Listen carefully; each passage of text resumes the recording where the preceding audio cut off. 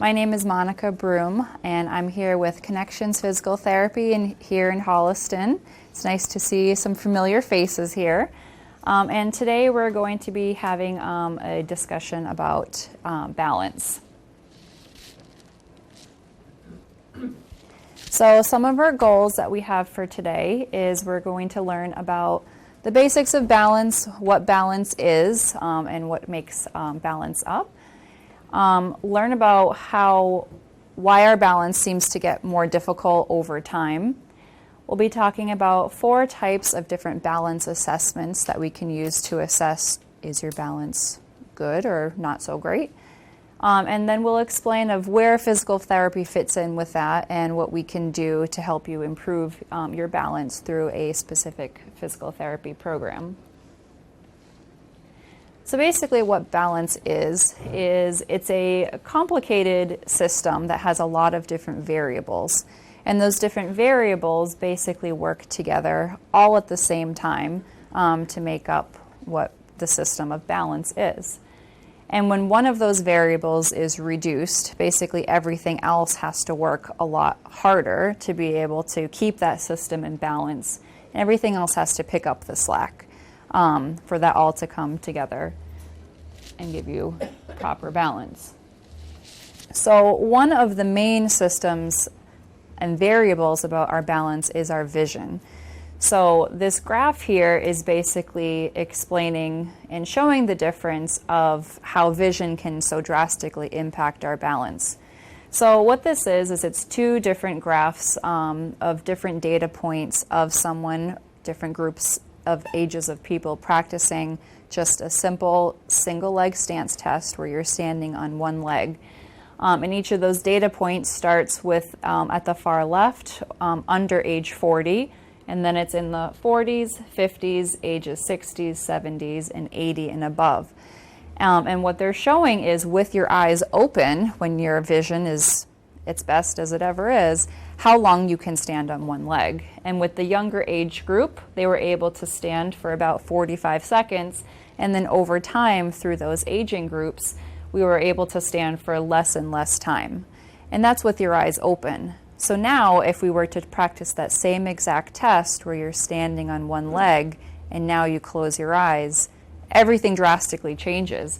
So that same younger group of anyone under age 40, they were only able to stand for 15 seconds. Compared to their eyes open, they were way up at 45 seconds.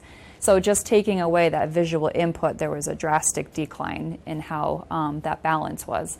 And then the same thing is over time, over age groups, as the age group got higher, that balance, the amount of seconds that we could stand on one leg declined from age to age. So talking about those different variables, what are those different variables or components that can cause a reduction in our balance?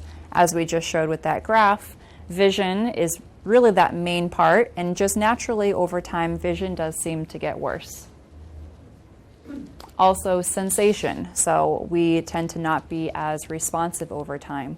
This includes our proprioceptive system, and your proprioceptive system is basically how your brain communicates with different parts of your body to tell your brain where that body part is in space, both your arms, your legs, your knees, your elbows, everything.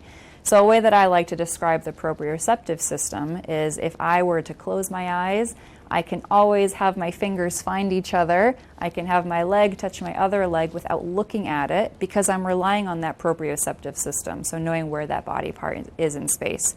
And naturally, over the years, that system just doesn't work as well as it used to. Also strength, another part of one of the natural parts of aging, is we tend to lose our muscle mass over time. Also our vestibular system. So your vestibular system is that inner ear system, which is basically when you're moving your head, you can sometimes feel like it throws you off by moving your head quickly. That system over time, it starts to not become as responsive as it used to be. And then also endurance. So again, over time, our endurance just isn't as good as it used to be. We feel like we get more tired or fatigued a little bit more quickly.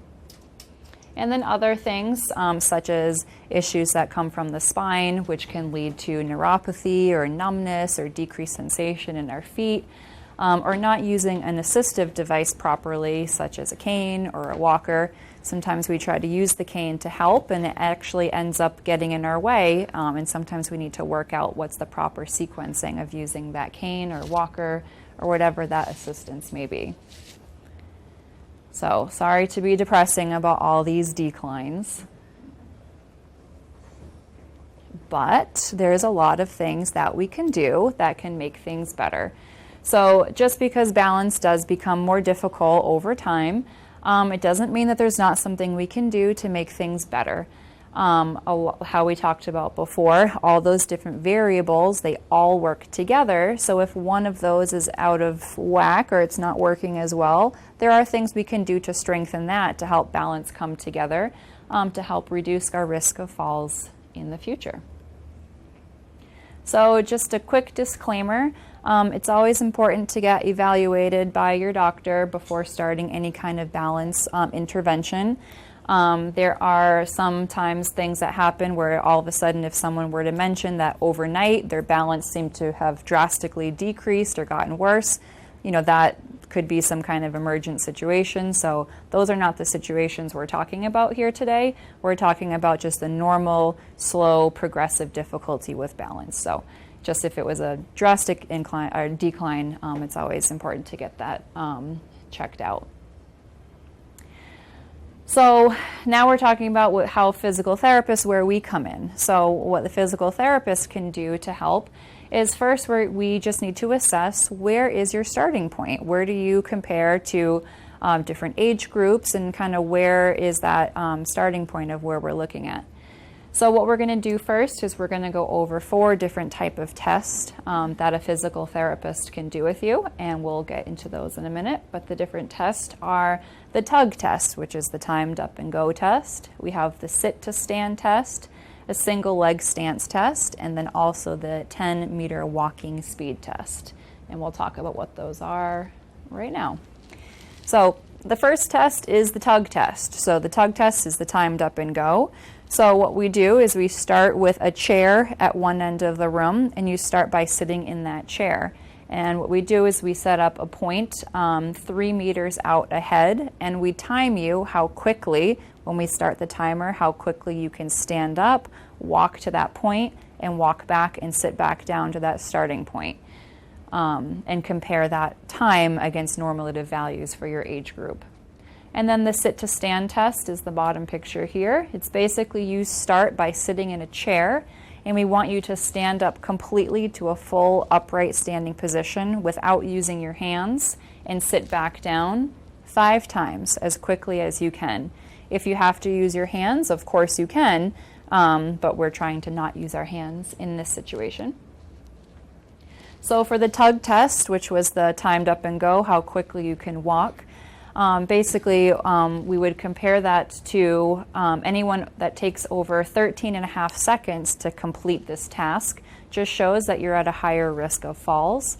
And then also just simply having to use a cane or use a walker or some kind of assistive device, or not being able to stand up without using your hands to push up from the chair, just puts you into the category of being at a higher risk of having a fall.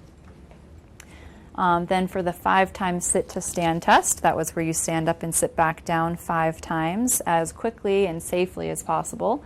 The normative values for that are anyone in their 60s. If it takes you longer than 11.4 seconds to complete this task, it just shows you're at a higher risk for having a fall. Anyone over in the 70s, if it takes more than 12.6 seconds, or anyone 80 or above, if it takes more than 14.8 seconds to complete this task, it just puts you at a higher risk for having a fall. And then the next 2 tests are the single leg stance test and the 10-meter walk test. So in the single leg stance test, simply you would just stand, hold on to something stable, get your balance on one leg, and then what we would do from there is have you let go and time how many seconds you can stand in that position without your legs touching each other, without tapping down on that surface. And again, compare that to normative values, and then also compare you against yourself. So later on, is it still take you as long, or can you stand for a longer period of time? And then the 10-meter walk test. In this test, you would simply just start at one end and up to a point 10 meters away. How long does it take you to walk from that starting point to the finish line of that 10-meter distance? So for the single leg stance test, the normal values for that are anyone in their 50s, 37 seconds, anyone in their 60s, 26.9 seconds, anyone in their 70s, 15 seconds, or 80 and above, 6.2 seconds. And if you can't stand for that long, it just shows you you're at a higher risk for having falls. And then again, even if you ignore the fact if you're at a higher risk for falls or not, it's just a nice way to compare how you are in the future to what your starting point is. So it's just nice to have those kind of starting data points. And then the 10-meter walk test was that distance of just how quickly you can walk 10 meters. Taking more than 10 seconds, regardless of age, just shows that you're at a higher risk for having falls, and a moderate risk if it takes more than 7 seconds to walk that distance. So now that we have all these data points and we've assessed your balance, now what can we do about it? So again, to review those different systems that we talked about before, so we know that vision over time isn't as good as it used to be. Our sensation or our proprioceptive system, it's not as responsive as it was before. Our strength over time, our muscle mass just tends to decrease over time. Our vestibular or the inner ear system, it's not as responsive as it used to be. And our endurance isn't as good as it was when we were younger. And then any other complicating factor, whether it be something from your spine, neuropathy, or improper use of assistive devices. So basically, we want to pick out where we need to work on with these systems and strengthen it as best as we can. So with the different types of balance is used in a lot of different ways that we might not even realize. So reviewing from the least challenging to the most challenging is sitting. Even in sitting, we're using our balance, and we might not even realize that we have sitting balance. A lot of that comes from our core strength.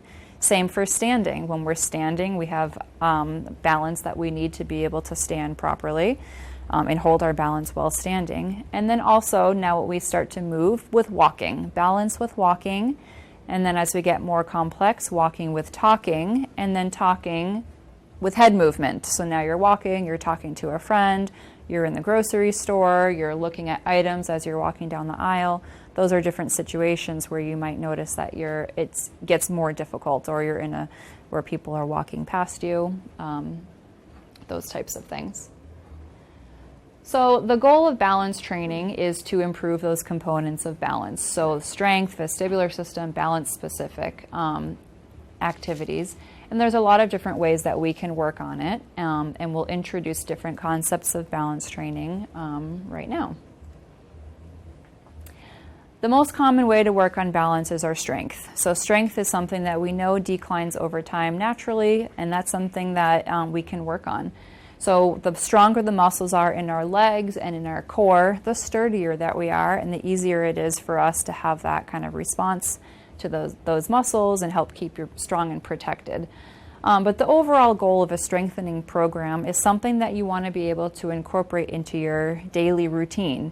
I mean, I can hear the class down the hall with the music. I've heard great things about the classes that are held here, but just something that you enjoy, whether it be walking or swimming, doing an exercise class, going for a walk with a friend, just something that you can do simply and easily and incorporate into your everyday life. So some different examples that we have of strength training, talking about the core. The hip muscles are an essential part of our core. So in this example here, the person's lying on their side, bringing the leg up against gravity. That's a one way to work on hip strengthening, which is an essential part of strengthening your core. Or that same exercise can be completed in standing, where you'd be holding on to a stable surface, such as a countertop or the back of a chair, and just bringing one leg out to the side. So same exercise, just being completed in two different positions. This is a calf raise. So a calf raise, holding onto a stable surface, going up and down, up onto your toes. The stronger you can get your calf muscles, those are your springs, your shock absorber. The more strength we can get from these leg muscles, the more stable that your body will feel as you're walking. And then this picture here, this is a sit to stand or a chair squat. Either you can start sitting in a chair where you would be standing up and sitting down. So if you're sitting, you go to stand up and you sit back down to rest your legs between. That's one way. Or a more advanced way that you could do that is you start by standing, you lower, almost sit, but stand up again. So just two different ways to work on some leg strength.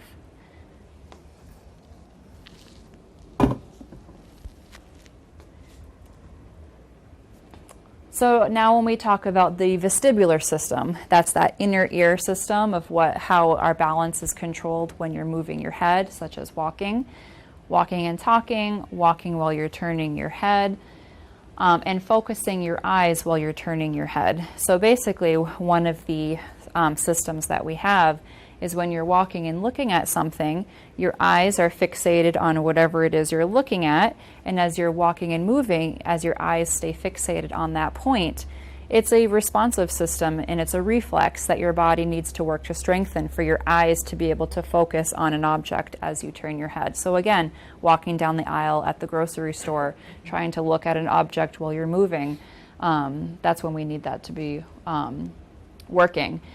These can be more complex things that we're working on. So these are always helpful to be done with a medical professional close by. So if you feel like you're putting yourself into a situation where you could lose your balance, it's always helpful and more reassuring to know that someone right there is going to be right next to you. So, if you were to lose your balance, someone can help you. So certain examples of vestibular training are fixating a point on the wall. This is just a letter A. It can be a dot, a picture, whatever you want it to be. But what you would do is just have that on the wall, and you would turn your head side to side while you're fixated on that certain point. So your body is adapting to moving your head while you're still looking at that same point. And you might seem, oh my gosh, that makes me a little bit dizzy initially, just a whole new thing working on it. But that can be helpful for strengthening that vestibular system. Also moving your head up and down. So not just side to side, but moving up and down as you're looking at that fixated point. Or you can use two different points. You can, just looking at this little sign on the wall here, you can pick one letter, move your head side to side, and then pick another point in that same point over there. So just a couple different ways you can help to strengthen your vestibular system. And then this one, even more complicated, this one's helpful to do with someone with you, is you're walking. So as you're walking forward and back, bringing your head side to side as you're walking, or bringing your head up and down as you're walking in a straight line. So the best way to improve balance is simply to work on your balance. So putting yourselves in those situations where you're challenging your balance and you're trying to either hold that position for a longer period of time. But basically our body responds best to activities that directly resemble that activity itself. And with physical therapy, this is something that we specialize in and can kind of walk you through and make an individualized plan for you or what specific situation you find you're losing your balance, whether it be reaching out for something in front of you, picking up something from the floor, different things like that. Some more examples of balance training. So not just simply strengthening, but now putting yourself into these kind of balance compromised positions. So in this example here, holding on to something stable, whether it be the back of a chair or a countertop, and bringing your knees up to do a march. You could either hold on with two hands, or you can turn sideways and hold on with one hand as you're alternating that marching position. And then we have just standing on one leg. So we start with standing on one leg on a stable, firm surface where it's nice and the ground is nice and firm below you. Or another method, if that's too difficult, is putting one foot in front of the other. So with one foot in front of the other, you have 2 feet, but you're making a smaller base of support. So it's more challenging than just standing with your feet next to each other. I always like to do it switching your feet, starting with one foot in front of the other and switching to the other way, because it makes both of those muscles have to work to help keep you stable. And then this is the same thing, but just not holding on to anything. So what I always like to do is hold on, get yourself stable, and if you feel stable, either loosen your grip so you have just a fingertips holding on, or just let go and you have it there and you can kind of correct yourself. And then also what we can do to get more complicated is we can start to add objects in. This is just a foam pad that we like to use. All different activities. Either you can start with 2 feet on there, but just that unstable surface of just a little bit of squishiness makes it a little bit more challenging, makes you have to work a little bit harder. So always standing in front of a stable surface, and then you can stand on one leg with that. And all just different variations that you can do with that unstable surface. Kind of helps you get ready for things like walking on squishy grass or the sand, those situations where it tends to be a little bit more difficult. And then just different examples. Now he's standing on one leg on the foam pad, or now incorporating head movement to get super fancy. So standing on there and moving your head side to side and just trying to correct your balance in those specific situations.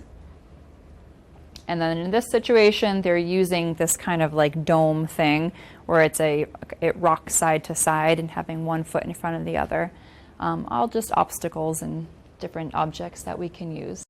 So our takeaway points is, as we all have talked about, over time our balance is just something that becomes more difficult. But there are a lot of different aspects of different branches of balance, and we can work on each of those individually. And kind of the easiest, most approachable ways for us to work on it is our strength and then just our balance directly itself. But no matter where your starting point is, there's always something that we can do for some ways to improve. So, like I said, we're here from Connections Physical Therapy. So if you wanted to come in to see a physical therapist to help you with balance, we have 4 different therapists in our Holliston location. And I believe telehealth is still available if someone's not comfortable coming into the clinic. And everyone can improve, even LeBron James. And I mean, we're in Holliston, so you don't need the map of other ones, but that's us. Well, thanks for having us today.